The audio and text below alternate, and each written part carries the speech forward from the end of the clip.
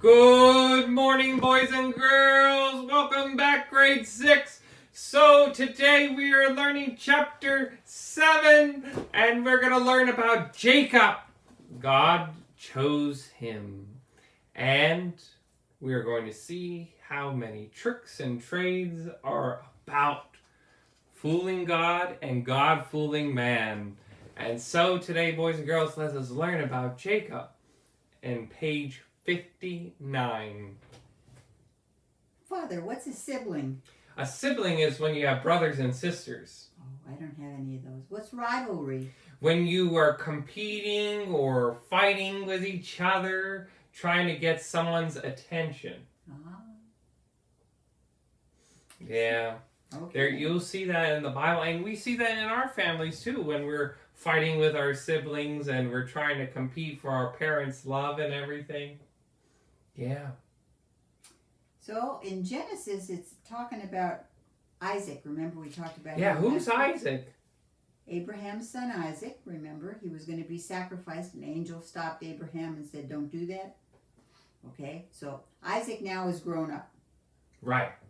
A very married. old man. And married. Yep, Abraham has died. Isaac marries a beautiful wife named Rebecca. And Rebecca has two sons. Older son, Esau. younger son. Jacob. And God said to Rebecca, to Jacob is going to be God's chosen one. Mm-hmm. And God will bless him. But that's not the way the Jewish family worked. Usually everything went to the older son, isn't that Correct? right? The birthright. So Esau should have gotten everything. Correct. So what happened? So what happened was Isaac was dying. Isaac was getting very old and he was blind. Aw. So he couldn't work anymore. He was very old, resting more. And so Isaac calls Esau over and says, Esau, go out hunting for me. Go get an animal for us. Shoot it with your bow. And then cook a meal for me so we could share the blessing that I could hand over to you. The inheritance, the land, the animals, the treasury. Uh-huh. And so Jacob would have never got that. But Jacob would have been provided for, though. Some way from his father. But not the full inheritance. I see. So how did they achieve this, Father? So Rebecca, Isaac's wife, tricked Isaac. You Dun, didn't dun, know dun. that there was all this treachery in the Bible, did Dun you? dun dun. So Jacob was with Rebecca. Rebecca knew that God told her that he would be the chosen one. So Rebecca was going to try to fool Isaac to give him the full blessing, the full birthrights. But how? And so they plotted against Isaac and Esau. Oh boy. And guess what? They thought they fooled God, but God wasn't happy. But God allowed this to happen. So how did they achieve this, Father? So The plot thickens. Isaac calls over Esau and says, Esau, come here, please. My time is limited. I am old and gray. I am soon going to be going to my father's. And I would like to give you a blessing, a solemn blessing. And so Esau gets up and goes. Now here's the twist. Rebecca already had an animal killed. Mm-hmm. And so, what happened? Well, what happened was this. They took the skin of the animal that had been killed. I think it was a goat. A goat. And Esau, the older son, he had very hairy arms, okay? Jacob, he was younger, he was a youth, and he had like smooth skin. So they took the skin of the animal, okay? And they wrapped it around Jacob's arms and hands. And so instead of Esau going for his father's blessing. Now, did Jacob put on Esau's clothing? Oh, yes. Yes, so He even smelled like Esau. Esau. Okay, and he felt like Esau. So he went to his father, Isaac, and asked for the blessing. Now the father realized that it wasn't Esau's voice. He knew it was Jacob's voice. So he said, "Come here, my son, so I can feel you, I can touch you." So he leaned into him, and it smelled like him. And then he felt his arms, and they were hairy because there was goat skin on there. So it felt like Esau. So he gave Jacob Esau's blessing. But Isaac did an inquiry. He said, "How did you get this animal?" And so it was caught in a bush, right? Yeah. The horns were caught in a bush. Similar to what happened to Isaac. Right. And so what happened was the animal, God favored. God gave him the animal quickly. And so God blessed him to have this animal to cook a meal for you, Father. So Jacob told a fib, told a lie. A lot of that in the Bible, unfortunately. Told a lie to his father. Right. And so, if you look on page 60 at the top, there's a little picture of Jacob fooling his father. And you can see there, he's pretty young at the time. But he has wrapped around him, even around his neck it seems, the skin of the goat so that he would feel hairy to his father's touch. Yeah. And so they eat a meal, and then what did Jacob ask for in the blessing? When he was getting the blessing, what did Isaac ask for Jacob in the blessing?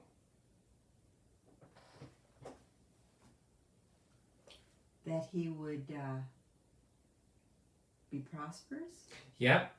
For rich of the earth, have the richness of the earth, have the abundance of grain and wine, and have nations serve him. Uh-huh. So Isaac asked, "What do you want for this blessing?" And Isaac gave Jacob that blessing. And so God was not happy. God was not happy because they tricked them. They tricked Isaac. And God doesn't like when you play tricks on people. And God doesn't like when you mess with his time. Because God said to Rebekah, "He will be my chosen one and he will be blessed." Right. But Rebekah didn't listen to that. She was thinking as man does. She wanted things done in her time, not in God's time. Exactly. God has a plan and he's going to execute it. So she decided to move things along by tricking. And that's not a good thing. But God's love, God forgives, because through Jacob, we see the line of the Redeemer, where Christ becomes. So even though God said to Rebekah, he will be the chosen one, but God was upset with Jacob and Rebekah. But God forgives, because our God is a loving God, and he is merciful. And so, eventually, we see Jacob receives the blessing, but Jacob is blessed in many other ways. We see about below on this page, Jacob's dream. Jacob's ladder. Mm-hmm. He had a dream that he saw angels going up and down to heaven on this ladder. And so the reason why he was dreaming, he went to Laban and to Haran, the other part of Israel. Right. I believe he was working there for Laban. For Laban, yes. And so the reason why he was sent out there is because Rebekah found out Esau was planning to kill Jacob. Does this sound familiar? With Cain and Abel. Yeah. And so Rebecca makes Jacob go to Haran and work for Laban. Right. She sends him away. But this is a good thing because who does he meet there? Well, first, let's talk about the dream. Oh, okay. The dream. He's going up and down and he grabs... Nope. No. No? Nope. What happens? No, he goes and dreams and he sees these angels going up and down. Yes. And so this dream where he slept symbolized that this was holy ground where God was dwelling. And so he built an altar there eventually. He built an altar there to signify that God is always with us on heaven and earth, always working with us, sending us messages, giving us graces, always sending messengers to get us back onto the right path. That's right. Right. Absolutely. And so eventually... Oh, and he called the place Bethel, which means house of God. Right. And so he built that altar, and so that was sacred ground. And eventually, he meets the love of his life. So eventually when he gets to Laban's land, Laban's family home, he sees this beautiful woman, Rachel, and he falls in love with her. Love at first sight. And wants to marry her. And so Laban said, yes, you may marry my daughter. Plot thickens more. Da da da. More tricks. That's right. After he agrees to give Rachel in marriage to Jacob, after Jacob works for him for 7 whole years. And guess what? Another trick. So Jacob says, okay, I'll work 7 years. I'll till the lands. I'll tend to the herds. Right. I'll do anything for the village and the community. And so the 7th year, he is promised to marry Rachel. But Laban follows Jewish tradition. You do not marry this younger daughter. The oldest daughter gets married first, then the next one, and so forth. And so... Excuse me. And so, on the wedding night, he switches them out. He switches the brides out. Jacob doesn't know any of this. And when they get to approach the marriage, he realizes he's marrying who? Rachel's sister. And what is Rachel's sister? Leah. And Leah... who is also beautiful, but not Rachel. But not Rachel. And so Jacob was caught in a trap. Just like he saw in Jacob and Isaac. And he didn't realize until the last minute, because when Jewish ladies get married, they have all these veils over their face, so the prospective groom can't see the bride's face until after the wedding. So they perform all the rites and everything, and then flip, surprise. Yes. And guess what? Jacob was upset. I guess. And so he was angry. And so Laban said, work for me. Another 7 years and you can have Rachel. And eventually Jacob agrees because he really loved Rachel. And so he worked a whole nother 7 years and eventually married Rachel. And it was common in those days to marry more than one wife because it was about lineage, about making sure the names of the people continue onward. That's right. That was an important thing, to have the lineage, the higher. If you look in the Bible, where is that? Was it Luke? Luke it tells all of this one begat that one and all Matthew. The way down. And Matthew. Mm-hmm. Right. 2 different lineage trees, and you'll see that some of them have multiple marriages. They're known as concubines. And so, he marries Rachel. Now, he's homesick, and he really wants to go home. So he takes his family, both wives, and any sons that he has at the time, and he decides to go back to where he came from, where he ran away from. on the way, he meets a stranger. What happens? At nighttime. At nighttime. And so he sees this stranger and they start wrestling. And they are wrestling all night, fighting all day, all night, until almost the morning. And Jacob wouldn't let go of the ankle of the stranger, and the stranger said, "Let me go." And what happened? He fought so hard that Jacob threw out his hip socket. He wrenched it loose. Yeah, the stranger hit him in the hip socket. And so he wouldn't let go even then. He was in pain. And the stranger said, "You need to let me go. You need to let me go." And what does Jacob say? Jacob realizes that the stranger is really an angel and he wants God's blessing. So he holds on to it. He holds on to the angel's ankle until he receives God's blessing. What did Jacob tell the angel? "I will not let you go until you bless me." He was wrestling with God. Not an angel, but God. No. He was wrestling with God. Yes, God. Okay. He was wrestling with God. And so he's wrestling with God. And so, what does this show? That Jacob's words are very important. That Jacob says, "This is my faith, and I really want you, and I want your blessing, God. I want your blessing to watch over me, to protect me, to give me prosperity, to make sure that everything is going to be good." So the stranger, God, gives his blessing, and he also,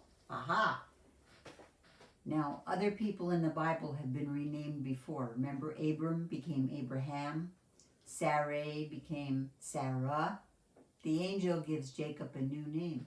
He says, "You are going to be called Israel," which means he who wrestled with God.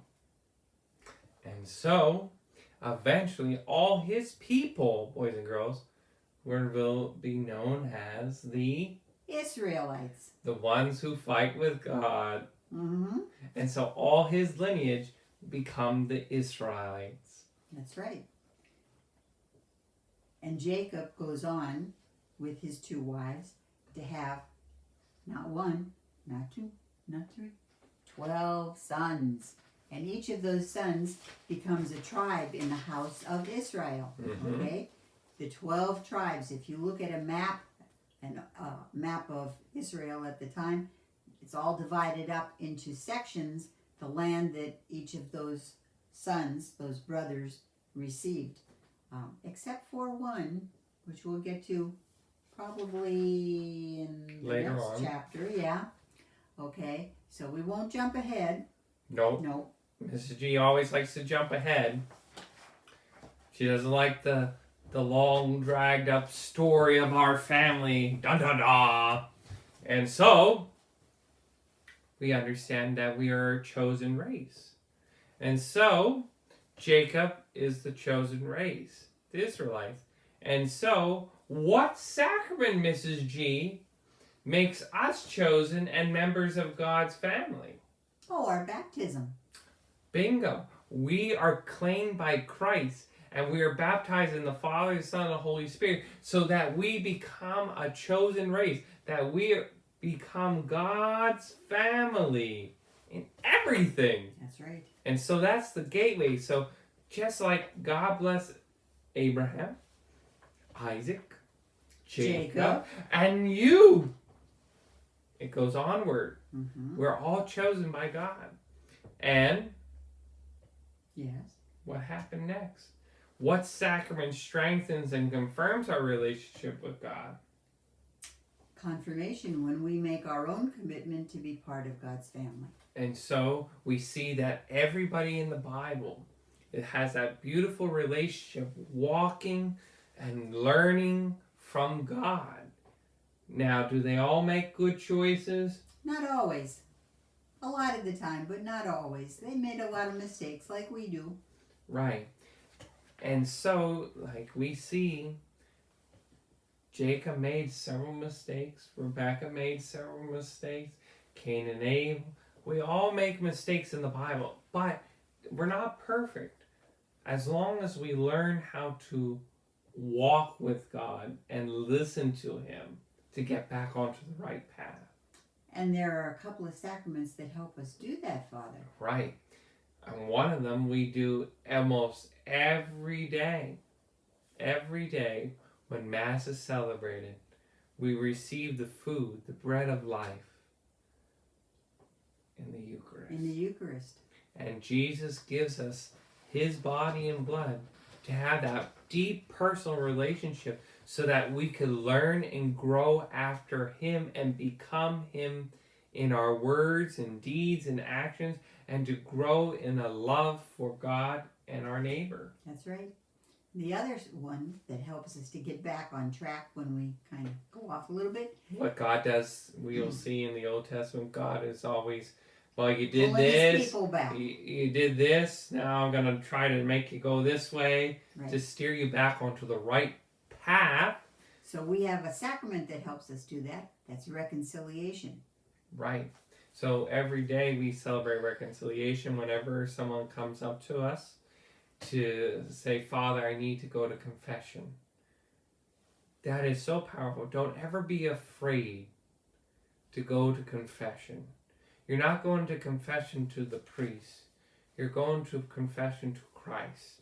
That's right. Who forgives and redeems you and makes you a new person, a new beginning. When you walk out those doors, you are open the doorway again to receive that deep relationship. That's right. So no powerful. matter what you tell Father, He's heard it before. It's nothing new. You're not going to shock Him, you know. Because whatever God you tell God, God throws over His shoulders. Yep. And you come out of reconciliation feeling like you just had a nice shower. You're all nice and clean. Your soul feels, you just feel so good. And you don't feel weighted down anymore, Nope, or dirty. the big weight has been lifted off. And you feel clean heart.